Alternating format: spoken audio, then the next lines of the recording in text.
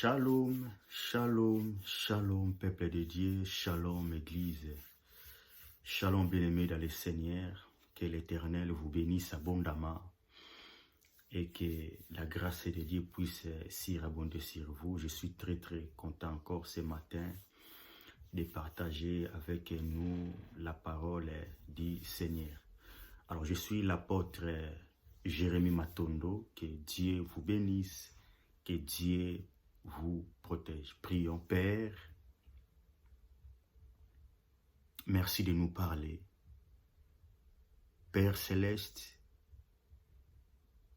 merci d'édifier une personne. Mon Père céleste, merci d'éclairer une personne au nom de Jésus-Christ de Nazareth. Merci de nous faire comprendre ta volonté, surtout que de nous faire vivre ta volonté. La louange, la gloire, toutes tes puissances, la domination, la sagesse te reviennent, car tu en as digne, au nom de Jésus.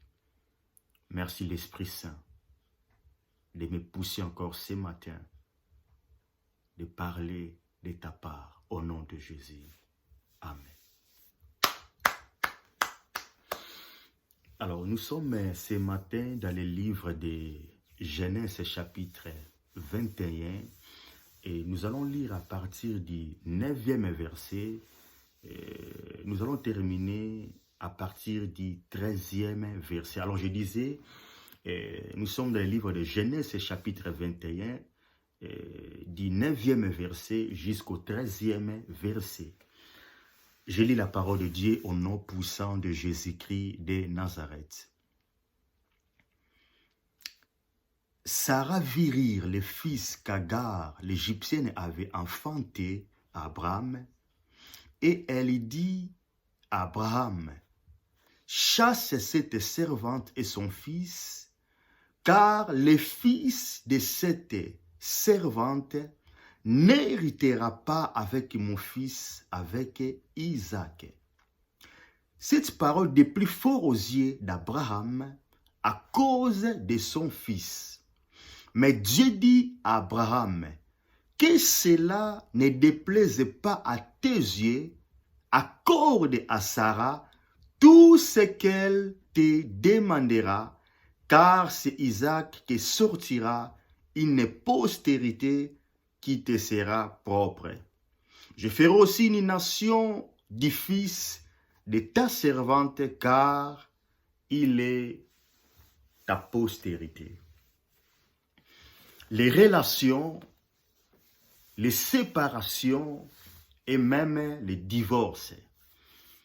Des sujets que je vais parler ce dimanche-ci. L'Éternel veut, je vais continuer même dimanche prochain.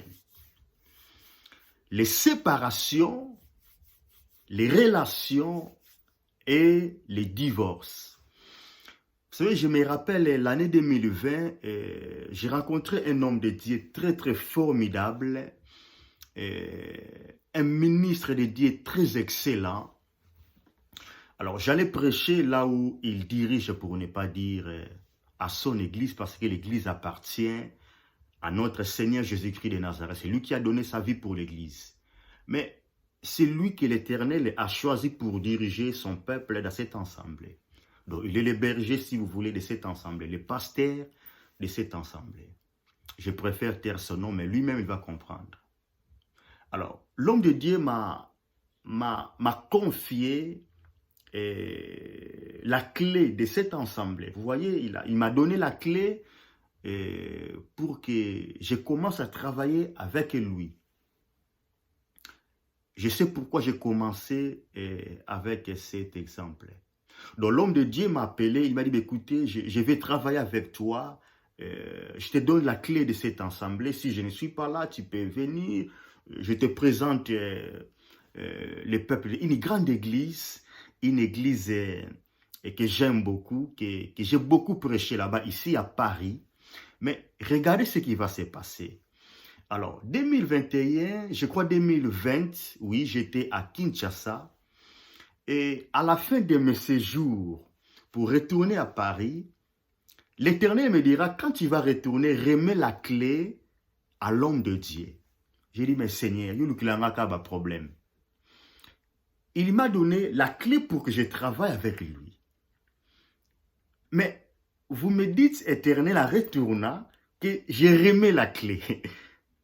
Comment est-ce que l'homme de Dieu va prendre cette nouvelle? Vous savez, si vous vivez dans l'écoute de l'Éternel, l'Éternel vous allez pousser à des choses que vous n'allez peut-être pas accepter, vous voyez, parce qu'il travaille dans cette grande église, c'est tellement magnifique. Vous voyez, il y a des fidèles, il y a tout ce que vous voulez, il y a des instruments, il y a des chaises qu'il faut, vous voyez, il y a des membres qu'il faut. Mais l'Éternel me dit, quand tu vas retourner à Paris, remets la clé à l'homme de Dieu. Je vous dis, c'est un homme de Dieu formidable. On a déjà travaillé ensemble en Afrique, précisément à Luanda.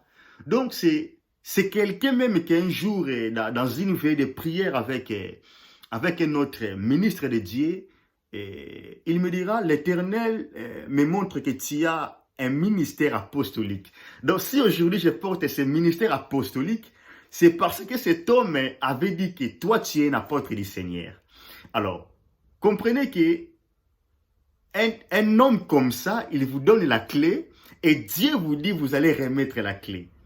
Donc, c'est tellement contraste, c'est tellement incompréhensible, vous voyez. Mais parce que je marche à l'écoute de l'Éternel, j'explique à l'homme de Dieu, il faut que je remette la clé.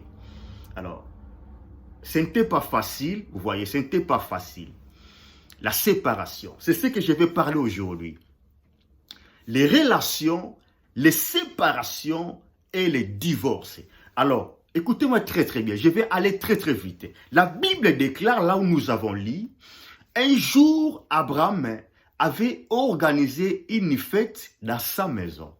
Maintenant, regardez ce qui va se passer. La Bible déclare, Sarah a remarqué que les fils de sa servante, donc Agar, les fils d'Abraham, Ismaël, étaient en train de rigoler. Alors, Sarah était tellement gênée, dérangée. Je ne sais pas pourquoi ses fils rigolaient. Je ne sais pas pourquoi Ismaël rigolait.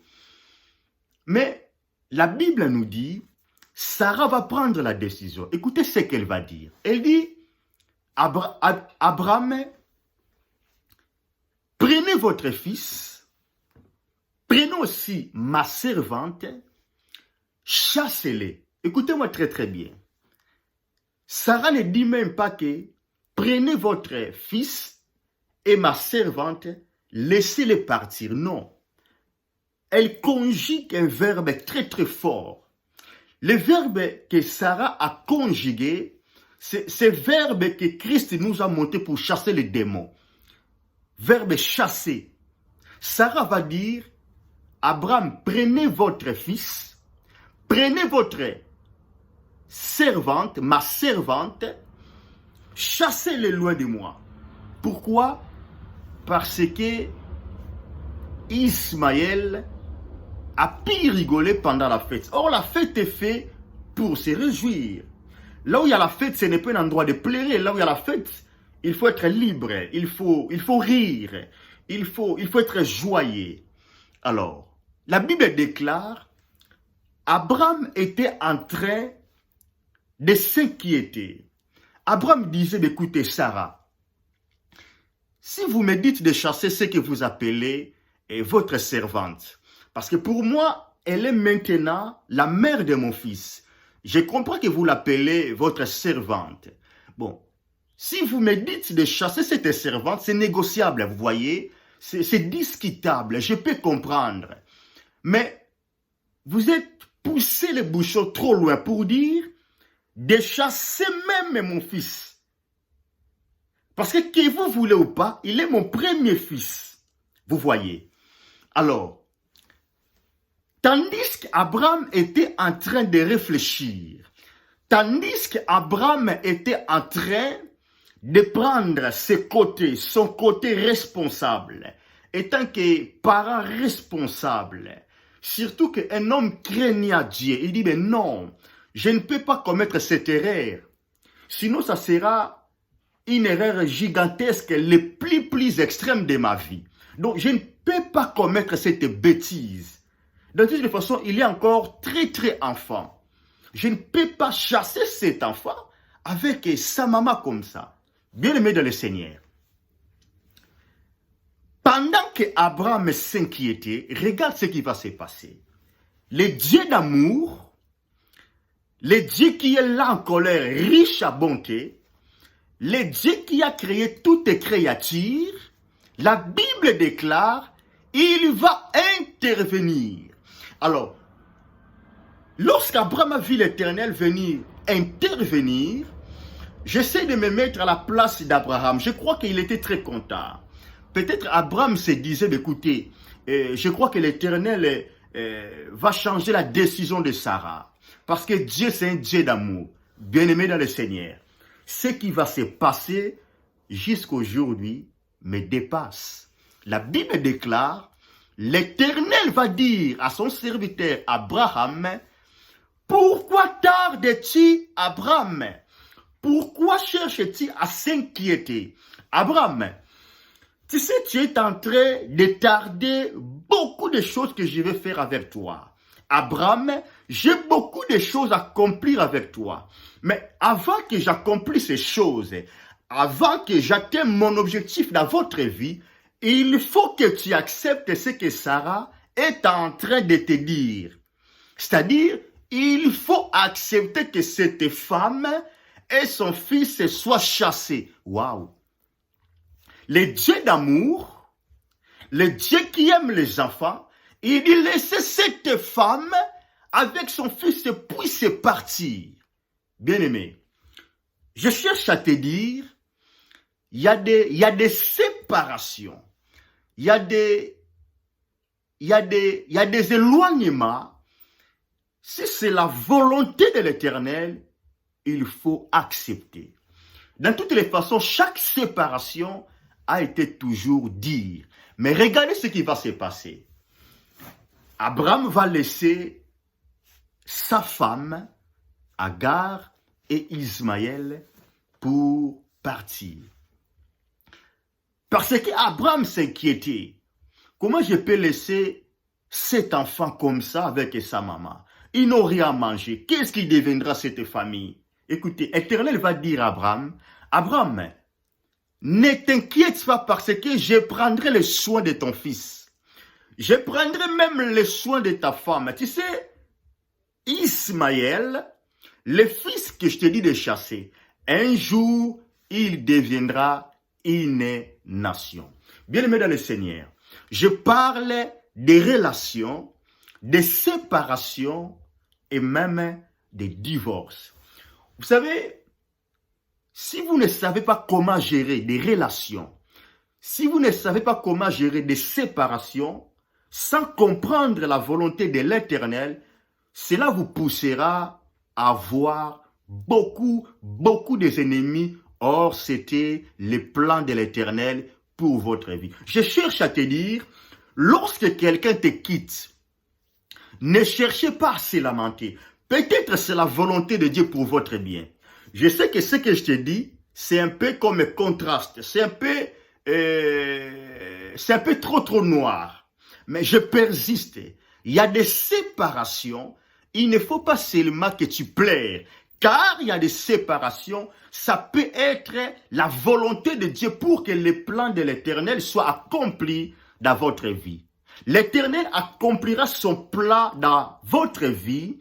Mais l'Éternel fera aussi que d'autres personnes soient écartées dans votre milieu. L'Éternel permettra que d'autres personnes soient quittées votre cercle avant qu'il accomplisse tant de promesses qu'il vous a promis.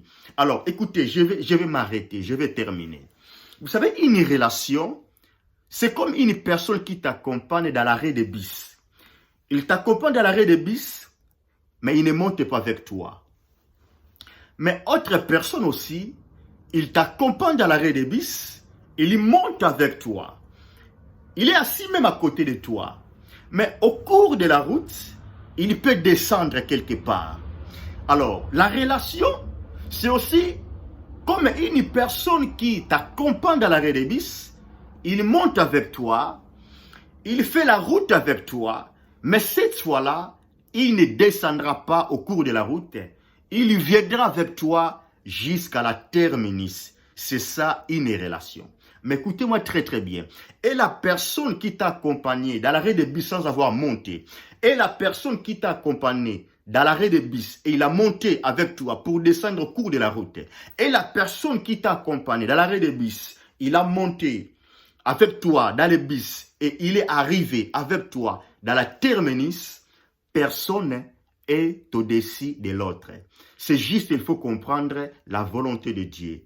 L'Éternel peut utiliser chacun dans ta vie selon les saisons et pour qu'il joue un rôle bien précis, mais pour qu'un jour, peut-être, pour te quitter aussi. Alors, je cherche à te dire, il faut accepter les séparations des fois dans la vie. Chaque séparation, toute séparation n'est pas seulement le plan du diable pour toi. Il y a des séparations qui est aussi le plan de l'Éternel dans votre... Vous ne remarquez pas que depuis que cette personne a quitté votre cercle, il y a des choses qui changent. Vous ne remarquez pas que depuis que j'ai quitté votre cercle, vous évoluez. Vous ne remarquez pas que depuis que vous avez quitté le cercle de l'autre là, que lui aussi, il progresse très très bien.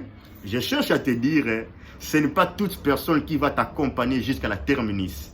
Alors que Dieu te bénisse de comprendre ces messages. Les relations sont très très importantes, mais ce n'est pas toute personne qui va vivre avec toi jusqu'à l'éternité. Alors que l'Éternel te bénisse, que l'Éternel te garde. Père Céleste, je déclare ce matin que ton peuple se sépare dans toutes les relations qui attardent leur bénédiction. Je déclare cela au nom de Jésus-Christ de Nazareth. Père, sépare ton peuple dans toutes les relations qui attardent leur évolution dans leur vie chrétienne. Père, sépare ton peuple de toutes personnes qui attardent leur montée, leur succès. Au nom de Jésus-Christ de Nazareth, Père, sépare ton peuple dans toutes les relations toxiques. Au nom puissant de Jésus-Christ de Nazareth. Père, fais rentrer dans la vie de ton peuple, dans le cercle de ton peuple, des personnes qu'il faut pour leur évolution, pour leur élévation, au nom de Jésus-Christ de Nazareth. Que Dieu te bénisse, que Dieu te garde. Shalom, shalom, shalom.